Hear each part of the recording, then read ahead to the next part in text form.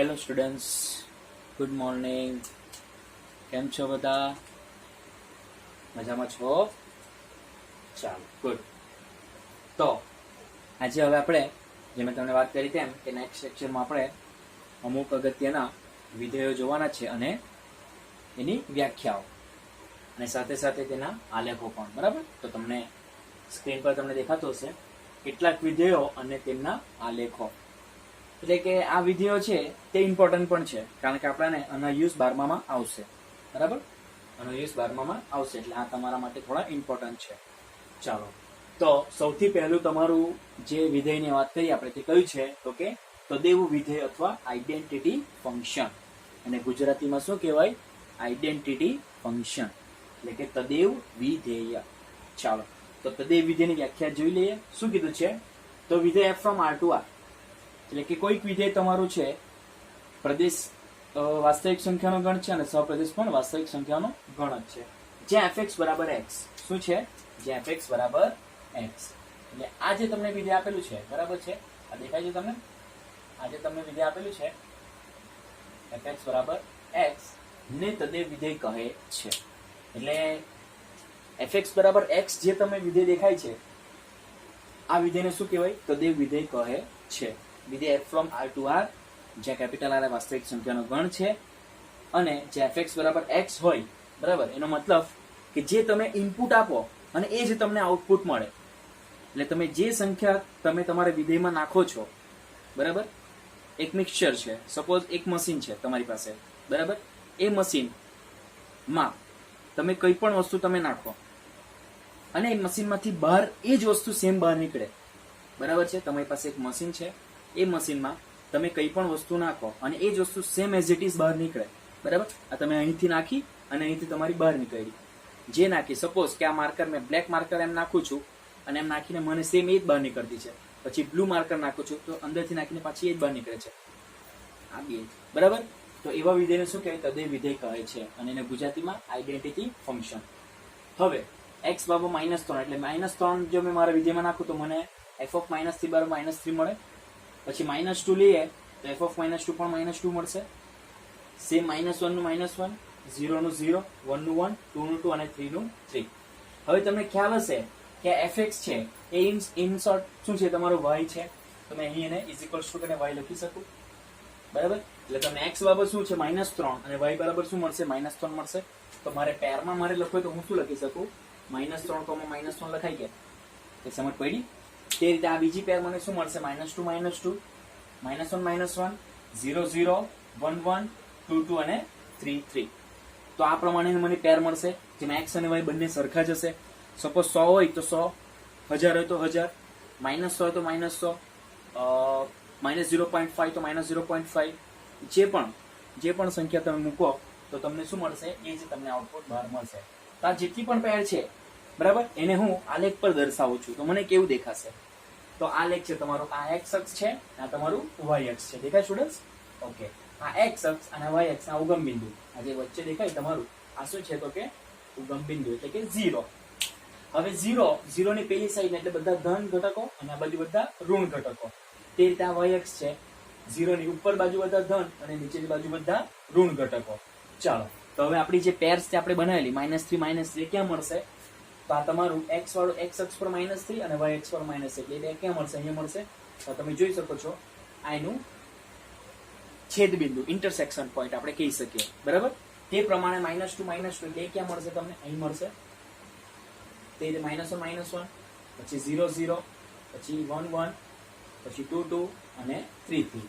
આ પ્રાથમિક ખાલી તમને 7 બિંદુઓ બતાવી. તે પ્રમાણે તમે અહીંયા -4, -4, -5 એટલે ઋણ તરફ જશે, પછી ધન વાળા ઉપર જશે.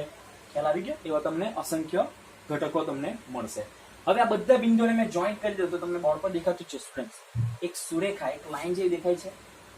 સીધી રેખા પસાર થાય છે તમારી, અહીંયાથી આમ સ્ટાર્ટ થાય છે અને આમ પસાર થાય છે અને એનું નામ શું છે? તો fx બરાબર x. ખ્યાલ આવી ગયો? આ જે રેખા છે એનું નામ શું છે? ને સીધી રેખા છે, એક રેખા તમારી છે. બરાબર? ચાલો, તો ખ્યાલ આવી ગયો? આલેખમાં સમજ પડી ગઈ? અહીં આપણે બિંદુઓ બનાવ્યા અને એ બિંદુઓને આપણે આલેખ પર દર્શાવી દીધા. તો તમને આલેખ આ પ્રકારનું દેખાય છે. બરાબર? જે ઉગમ બિંદુમાંથી પસાર થતી એક રેખા છે. તો એના થોડાક પોઈન્ટ્સ છે તે આપણે જોઈ લઈએ. કે તદય વિધેયનો આલેખ ઉગમ બિંદુમાંથી પસાર થતી એક રેખા દર્શાવે, જે મેં હમણાં જ વાત કરી, જસ્ટ હમણાં જ બોલ્યો કે ઉગમ બિંદુમાંથી પસાર થતી તમારી એક રેખા છે, બરાબર છે, ગુડ.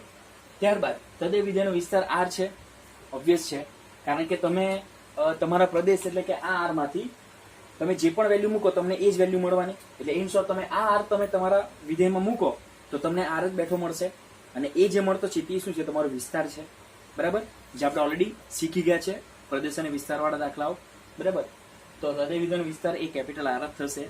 ઓકે, ચાલો. અને તદય વિધેય એક એક વિધેય છે.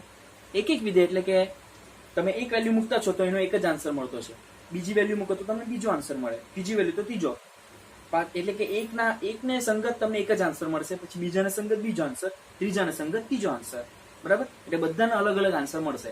એવું નહીં થશે કે 1 અને 2 આ બે વેલ્યુ લેશો તો તમને એને સાલી એક જ આન્સર મળતો છે, એવું નથી મળતું, બરાબર. 1 ના આન્સર 1, 2 ના આન્સર 2, 3 ના આન્સર 3, એટલે એ રીતે તમને મળતું છે. એટલે તદય વિધેય એક એક વિધેય છે. તો આશા રાખું કે તમને પહેલી જે વ્યાખ્યા છે, પહેલું વિધેય, તે તમને ખ્યાલ આવી ગયો હશે. Okay, good.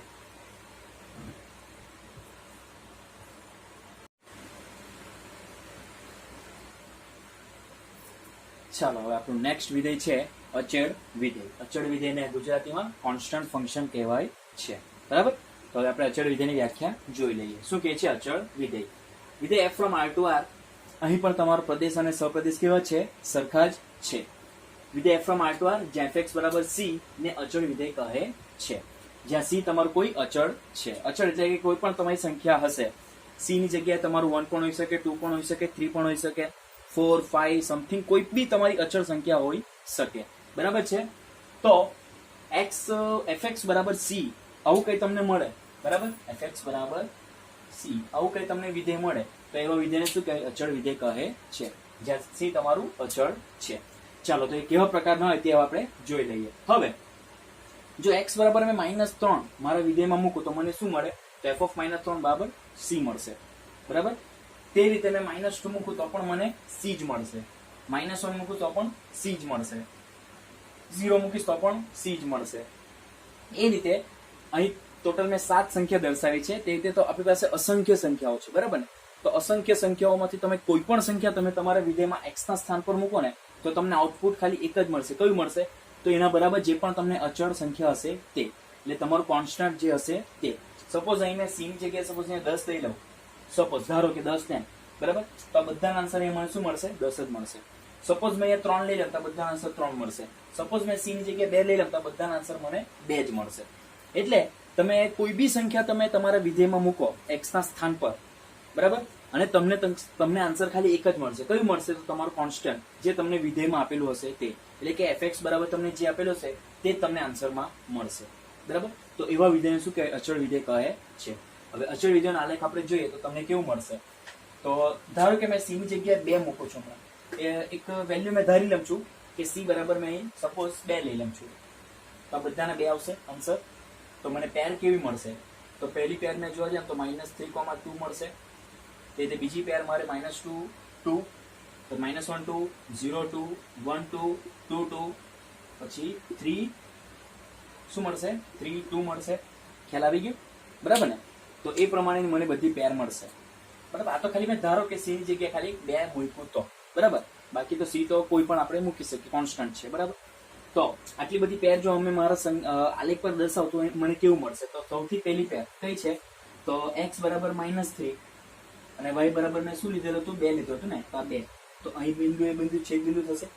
પછી -2, 2, -1, 2, પછી 0, 2, 1, 2, 2 અને 2, 3 અને 2. તેવી રીતે આપણી પાસે તો આ બાજુ પણ ધન બાજુ ઘણા બધા છે અને ઋણ બાજુ પણ આપણી પાસે ઘણી બધી પેર્સ છે. તો હવે સપોઝ એ બધી પેરને આપણે જે પણ આપણા બિંદુઓ મળ્યા તે બધાને મેં જોઈન્ટ કરી દઉં, બરાબર. તો તે પણ મને એક રેખા જ મળશે, બરાબર છે. તો આ તમારો આલેખ થશે અને આ છે એનું નામ fx બરાબર c. એટલે આ જે રેખા છે એનું નામ શું છે? fx બરાબર c.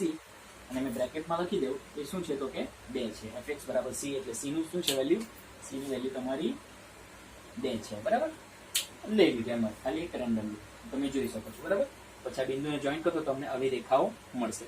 હવે આલેખ પરથી અને આ જે વિધેય આપણું છે તેના પરથી આપણી પાસે ઘણા થોડાક પોઈન્ટ્સ મળતા છે, અમુક કન્ક્લુઝન નીકળતા છે, તે આપણે જોઈ લઈએ શું કહે છે. તો સૌથી પહેલું, અચળ વિધેયનો આલેખ x અક્ષને સમાંતર રેખા દર્શાવે છે. આ તમારી એક્સ અક્ષ ને આ પેલી તમારી રેખા, તો બંને કઈ છે? સમાંતર જ છે. સમજ પડે છે? એક જ દિશામાં જતી છે, બરાબર. આ રેખા જાય છે આપણે આમ સમાંતર. ખ્યાલ આવી ગયો? બંને રેખાઓ કઈ છે? એકબીજાને સમાંતર રેખા દર્શાવે છે. હવે સી ની વેલ્યુ હમણાં જ મેં તમને વાત કરી તેમ કે મેં 2 લીધી ને સી ની વેલ્યુ, એનો મતલબ કે સી ની વેલ્યુ ગ્રેટર દેન 0 હોય, એટલે 0 કરતા મોટી હોય, ધન સંખ્યા હોય, તો રેખા એક્સ અક્ષના ઉપરના અર્ધતલમાં છે. એટલે આ એક્સ અક્ષ છે ને આ ઉપરનો અર્ધતલ દેખાય, ઉપરના અર્ધતલમાં આ રેખા છે. કારણ કે સી ની વેલ્યુ શું લીધી? મેં 2 લીધી. સપોઝ -2 લેતી તો એ રેખા ક્યાં આવશે? નીચે આવશે. જે તમારો નેક્સ્ટ પોઈન્ટ છે કે જો સી લેસ દેન 0 હોય, આ સી ગ્રેટર દેન આ સી લેસ દેન 0 હોય, તો રેખા એક્સ અક્ષના નીચેના અર્ધતલમાં, એટલે કે આ નીચેના અર્ધતલ, એટલે મારી રેખા અહીંયા મળશે. સમજ પડે છે? બરાબર ને? એટલે સી ની વેલ્યુ પર ડિપેન્ડ છે તમારી. જો સી તમારી ધન હોય, 0 કરતા મોટી, તો તમારું ઉપરનો અર્ધતલ માં મળશે, અને લેસ દેન 0 હોય, બરાબર, એટલે કે 0 કરતા નાની હોય, તો તમારા નીચેના અર્ધતલમાં એ રેખા મળશે. અને કેવી રીતે મળશે? તો કે સમાંતર, એક્સ અક્ષને સમાંતર, એટલે કે આ રીતે જ મળશે. બરાબર? ચાલો. અને સી બરાબર 0 હોય, હવે અહીંયા મેં સી ની જગ્યાએ મેં અહીંયા સપોઝ 0 મૂકી દેમ, બરાબર, તો મને બધી પેર કેવી મળશે? -3 0, -2 0, 0 0, 1 0, -1 0. એનો મતલબ કે એક્સ અક્ષ પોતે જ થશે. એટલે એક્સ અક્ષ પર જ તમારી એ રેખા આવી જશે એમ બેઠી, એના ઉપર જ આવી જશે. અહીં લખેલું છે કે સી બરાબર 0 હોય તો રેખા એક્સ અક્ષ પોતે જ છે. બરાબર. હવે અચળ વિધેયનો વિસ્તાર એટલે કે આ રેન્જ ઓફ એફ. તમને આઉટપુટમાં શું દેખાય છે? દેખાય સી દેખાતું છે ને, એટલે કે અચળ, એટલે કે એક જ આન્સર તમને મળતો છે. સપોઝ મેં અહીંયા સી ની જગ્યાએ 2 લઉં, બરાબર, તો મને વિસ્તારમાં એક જ આન્સર મળશે. બરાબર. તમે પ્રદેશમાંથી અસંખ્ય વેલ્યુ તમે મૂકશો, ગમે તેટલી પણ વેલ્યુ, પણ તમને આન્સર કેવી મળશે? એક જ મળશે. કેવી રીતે? સપોઝ આ મારી પાસે જો થોડીક માર્કર છે, હું તમને બતાવું છું. આવી રીતે મળશે. આ તમારું શું છે? -3, -2, પછી આ તમારું -1 ને આ તમારું 0. આ દેખાય? આ તમારી આ જે પોઈન્ટ છે, આ બધા પોઈન્ટ તે તમારા પ્રદેશના પોઈન્ટ છે, ને આ બધા ભેગા થયા એક જ બાજુ, એટલે આ તમારો જે આન્સર દેખાય. સમજ પડી? એટલે એક જ આન્સર તમને મળતો છે. એટલે આન્સર શું આવશે? તો કે સિંગલટન સેટ સી, એટલે કે એકાકી ગણ સી. તો એને એકાકી ગણ કહે છે, જે એકાકી ગણ છે. બરાબર ને? કારણ કે એક જ આન્સર મળવાનો ને તમને વિસ્તારમાં ખાલી એક જ આન્સર મળવાનો. તમે ગમે એટલી તમારા પ્રદેશમાંથી વેલ્યુ મૂકશો, તમને ફાઇનલ આન્સર એક જ મળશે. એટલે એને શું કહે? એકાકી ગણ કહે છે. આમ જે વિધેયનો વિસ્તાર એકાકી ગણ હોય તે વિધેયને અચળ વિધેય કહે છે. બરાબર. તો આપણે ફાઇનલ કન્ક્લુઝન શું કહી શકીએ? કે એકાકી ગણ હોય તો તેવા ગણને આપણે કેવું વિધેય કહી શકીએ? અચળ વિધેય કહેવાય છે. જે વિધેયનો વિસ્તાર એકાકી ગણ હોય તે વિધેયને આપણે, એટલે કે જે પણ વિધેય હશે તેનો આપણે વિસ્તાર શોધીશું ને. સપોઝ, બરાબર, કોઈક એવા વિધેય હશે આપણી પાસે કે જેનો વિસ્તાર ખાલી એક જ આન્સર આવ્યો, એટલે કે સિંગલટન, એટલે ગણમાં ખાલી એક જ સભ્ય આવતો હોય, તો એવા જે વિધેય છે તેવા વિધેયને આપણે કઈ રીતે ઓળખશું? તો એ વિધેયના નામને આપણે શું કહીશું? તો કે અચળ વિધેય કહીશું. બરાબર. અને લાસ્ટ છે અચળ વિધેય અનેક એક વિધેય છે. હમણાં જ મેં વાત કરી તેમ આ થોડીક પેર બતાવી. આ તમારી અનેક, એક કરતા વધારે સંખ્યાઓ ખાલી એક જ ઘટક સાથે સંકળાયેલું છે, અનેક અને એક. બરાબર. તો અનેક એક વિધેય છે, એટલે કે પ્રદેશ ગણના, એટલે કે પ્રદેશ ગણ એટલે કેપિટલ આર ના એક કરતા વધારે સભ્યો સહપ્રદેશના એક જ ઘટક સાથે સંકળાયેલું છે. તો એવાને શું કહે? તો અનેક એક વિધેય કહે છે. તો આ થઈ ગયું તમારું અચળ વિધેય. આઈ હોપ કે તમને ખ્યાલ આવી ગયો હશે. Okay students, good.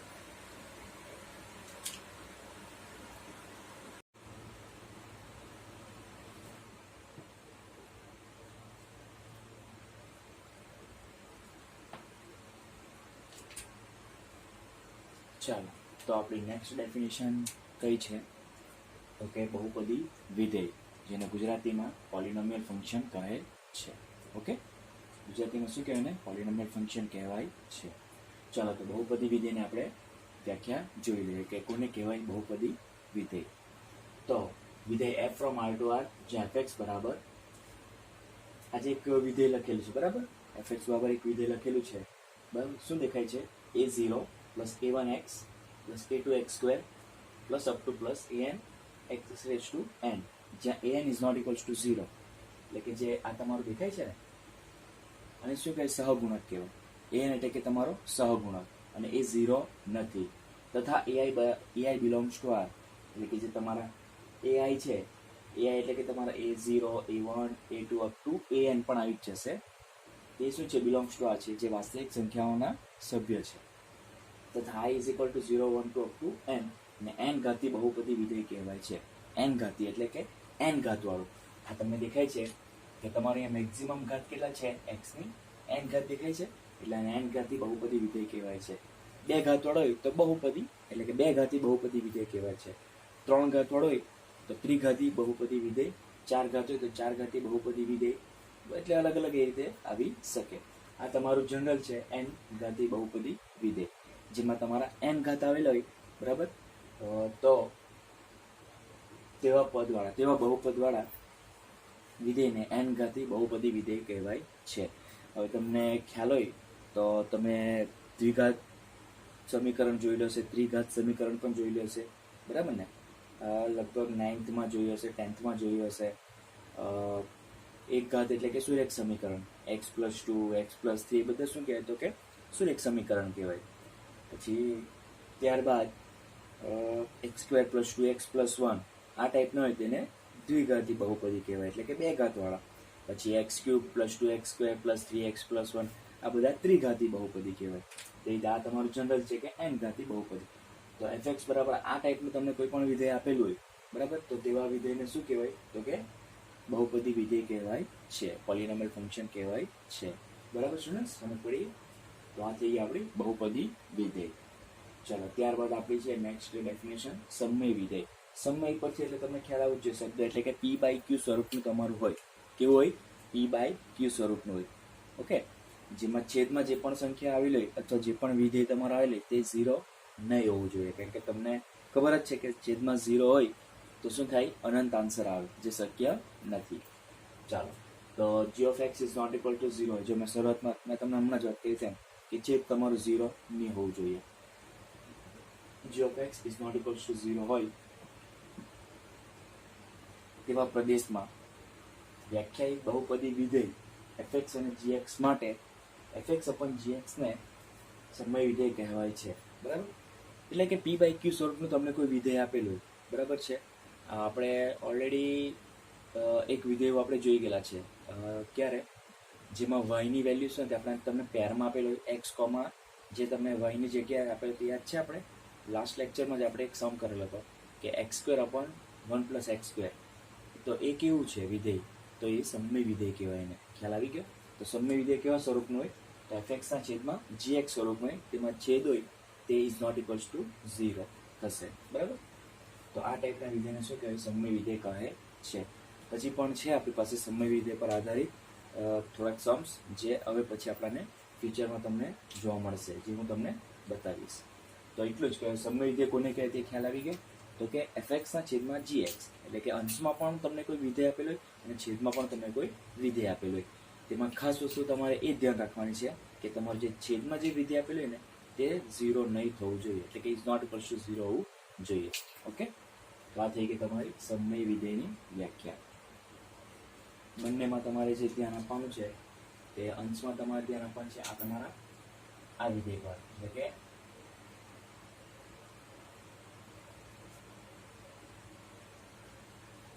છેદમાં આના પર. બરાબર, પેલું છે તમારું બહુપદી વિધેય અને આ છે તમારું સમય વિધેય. ચલો તે પ્રમાણે આપણે આગળ વધીએ. એને ત્યાર પછી આપણી વ્યાખ્યા છે 2 વ્યાખ્યા આપણે તો હમણાં જ જોઈ. કઈ કઈ વ્યાખ્યા જોઈએ આપણે? તદ્દેવ વિધેયની જોઈ અને અચળ વિધેયની વ્યાખ્યા જોઈ. બરાબર, ઓકે. તદ્દેવ વિધેય, અચળ વિધેય, પછી બહુપદી વિધેય, પછી સમય વિધેય, આ બધાનો ઉપયોગ તમને છે ને આવશે. હમણાં પણ આના પર ડિપેન્ડન્ટ બી આપણે એક્ઝામ્પલ કરીશું અને આનો ઉપયોગ ફ્યુચરમાં પણ આવશે, 12મામાં પણ આવશે, 12th સ્ટાન્ડર્ડમાં પણ તમને આ બધા વિધેયો તમને જોવા મળશે. બરાબર, ઓકે. ચલો ત્યારબાદ છે આપણી માનાંક વિધેય, એટલે કે મોડ્યુલસ ફંક્શન. ચાલો, તો વિધેય f/r to r, જે fx બરાબર માનાંકમાં x. માનાંક એટલે તમે બધા જાણતા જ હશો સ્ટુડન્ટ્સ. માનાંકનો મતલબ શું થાય કે જે પણ તમારી સંખ્યા હોય બરાબર, ઋણ સંખ્યા હોય, 0 હોય કે ધન હોય. 0 હોય તેનો આન્સર તો 0 જ આવશે. બરાબર, ઋણ સંખ્યાનો આન્સર બી શું થઈ જશે? ફાઇનલ આન્સર તમને ધન જ મળશે. અને ધન હોય તો ધન જ, એટલે મીન્સ ધન ધના ધન. બરાબર, ચાલો. તો વિધેય f/r to r, જ્યાં fx બરાબર મોડ્યુલસ ઓફ x ને માનાંક વિધેય કહે છે. જે મેં હમણાં જ વાત કરી તેમ કે તમારા શું છે, 2 થાંભલાની વચ્ચે તમારે ચલ હશે. ખ્યાલ આવી ગયો? તો તમે વારાફરતી 1/1 તમે તમારા આરમાંથી વેલ્યુઝ મૂકશો. ઓકે, 0 મૂકશો તો ઓબ્વિયસ છે કે તમને 0 જ મળશે. પછી ધન બધી સંખ્યા મૂકશો તો તમને ધન જ મળશે. અને બીજી વસ્તુ કે તમે ઋણ સંખ્યાઓ પણ તમે વારાફરતી મૂકશો, -1, -0.5, -1.5, 2, -2, વોટ જે બી તમે સંખ્યા ઋણ સંખ્યા મૂકશો તો તમને ફાઇનલ આન્સર તમને શું આપશે? ધન સંખ્યા આપશે.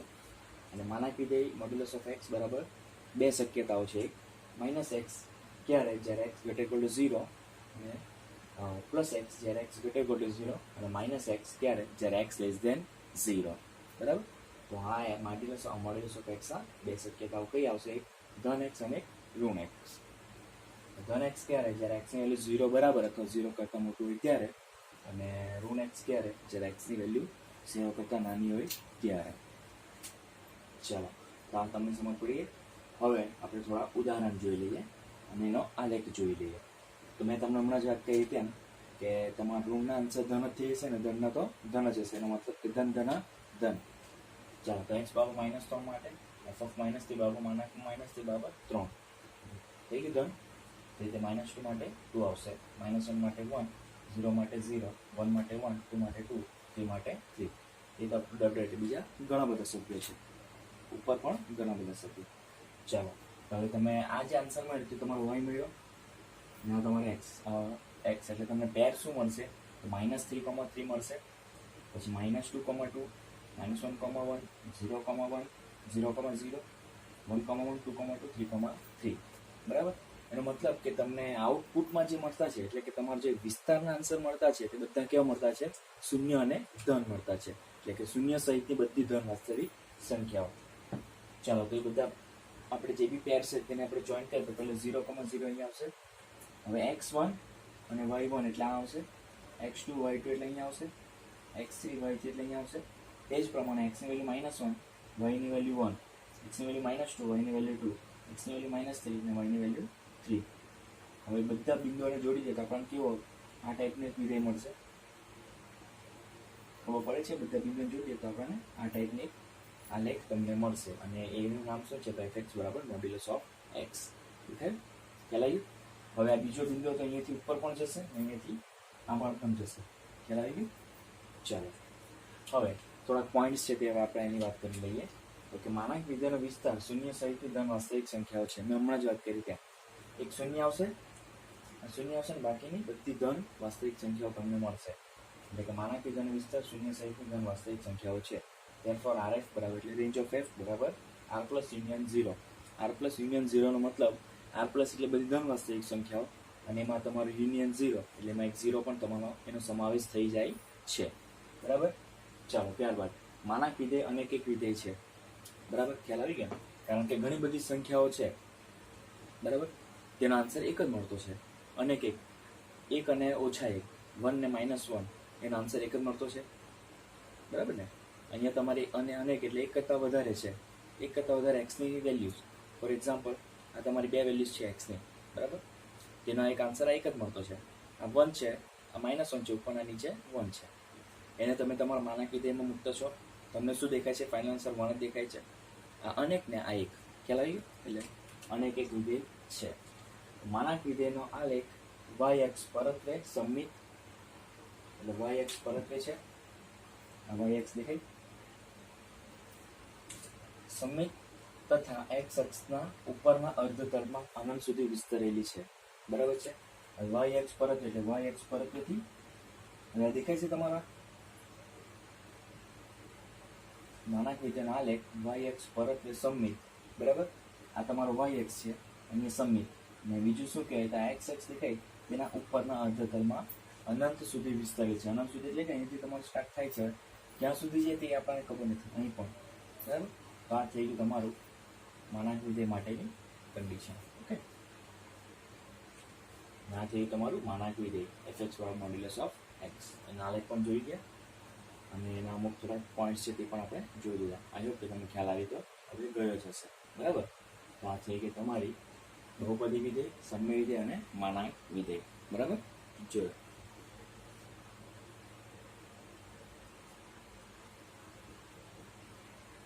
સમજ પડશે? Okay, good. જોઈ લો.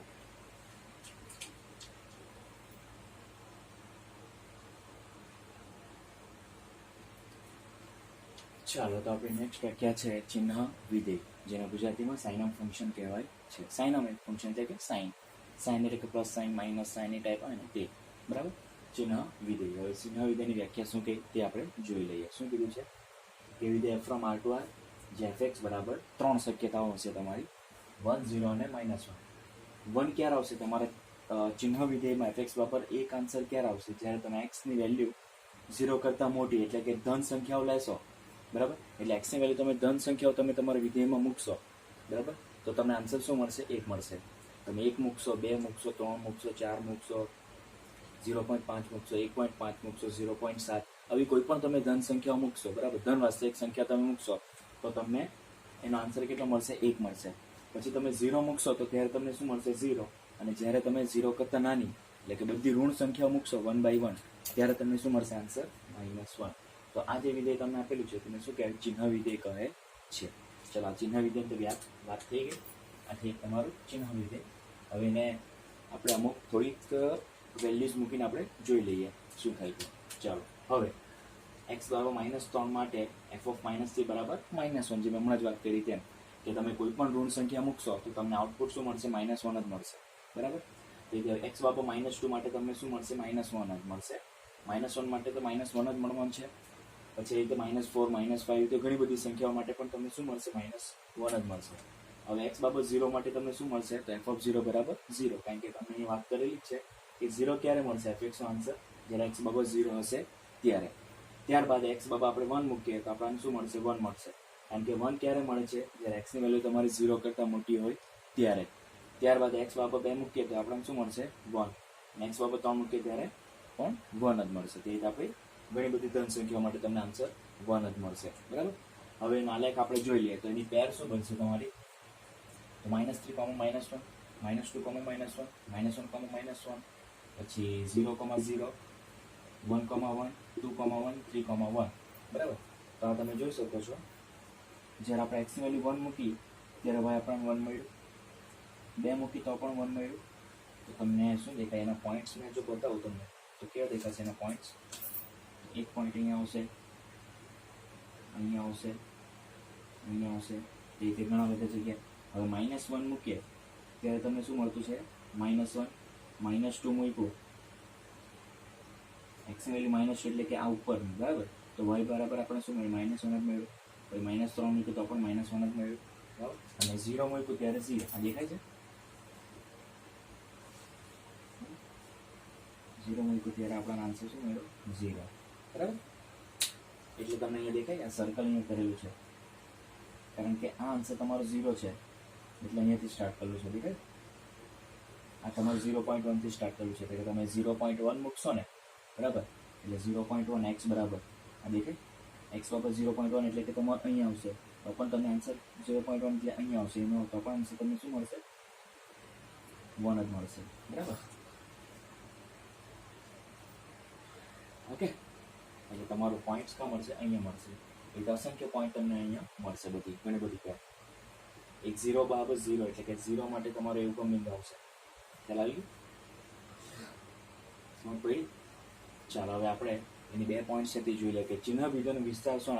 RF બરાબર 3 જ તમને આન્સર મળતા છે. તમે જોઈ શકો છો, એક તો 0 મળે, -1 અને 1 મળતા છે ને. તમે કોઈ પણ સમય સંખ્યા તમે ઇનપુટ આપો છો તમારા વિધેયમાં, બરાબર, તો તમને આઉટપુટમાં ખાલી 3 સંખ્યા તમને દેખાતી છે. કઈ દેખાતી છે? તો -1 દેખાતી છે, 0 દેખાય અને 1 દેખાય છે. -1, 0 અને 1. તે જ પ્રમાણે ચિહ્ન વિધેય શું છે? તો કે અનેક એક વિધેય છે. કારણ કે આપણે તમે જોઈ શકો છો કે -1, -2, -3, બરાબર, એવી ઘણી બધી ઋણ સંખ્યાઓ છે જેનો આન્સર તમને ખાલી -1 જ મળતો છે. એટલે કે એક કરતાં વધારે સંખ્યાઓનું તમને વિસ્તાર શું મળતું છે? સિર્ફ -1 જ મળતું છે. એટલે કે અનેક એક. ઓકે, તો આ થઈ ગયું તમારું ચિહ્ન વિધેય. આશા રાખું કે ખ્યાલ આવી ગયું હશે. ઓકે, ચાલો, ગુડ. સમજ પડી ગઈ? હા, અહીં છે ને આ સર્કલ કરવાનું મિનિંગ શું છે ખબર? સર્કલ કરવાનું કારણ કે અહીંયા કોઈ વેલ્યુ જ નથી તમારી. આ જે સર્કલ કરે છે એટલે કે તમારું આ y એક્સ પર કોઈ વેલ્યુ જ નથી. y એક્સ પર તમારી એક જ વેલ્યુ આવશે, જે 0 તમે મૂક્યું તો આન્સર તમને 0 એટલે કે 0, 0 માટે જ મળતી છે. બાકી 0.1 થી જ તમારી સ્ટાર્ટ થાય છે ને. 0.1 તમે મૂકો તો બી તમને આન્સર 1 જ મળતો છે y બરાબર. એટલે એ પોઈન્ટ તમારો અહીંયા છે દેખાય, અહીંયાથી સ્ટાર્ટ થાય છે. તે તમારે -0.1 માટે અહીંયાથી સ્ટાર્ટ થાય છે. ઓકે, ચાલો તો આ થઈ ગયું તમારું ચિહ્ન વિધેય બરાબર. તો આજે આપણે આટલી જ વ્યાખ્યા જોઈશું. આજે હું અહીં સ્ટોપ કરું છું. બાકીની થોડી છે હજી 3-4 જેવી, તે હવે આપણે નેક્સ્ટ ટાઈમ, અને હવે આપણા લાસ્ટ થોડાક એક્ઝામ્પલ્સ છે કમ્પ્લીટ થઈ જશે. એટલે કે પ્રક્રિયાના સ્વાધ્યાયના થોડાક સમ્સ છે બરાબર. એટલે હવે આપણું એટલા ને 2-3 આપણી પાસે હવે વ્યાખ્યાઓ છે તેની સાથે સાથે બરાબર, તે આપણું નેક્સ્ટ લેક્ચરમાં આપણે જોશું. ઓકે, ત્યાં સુધી થેન્ક યુ.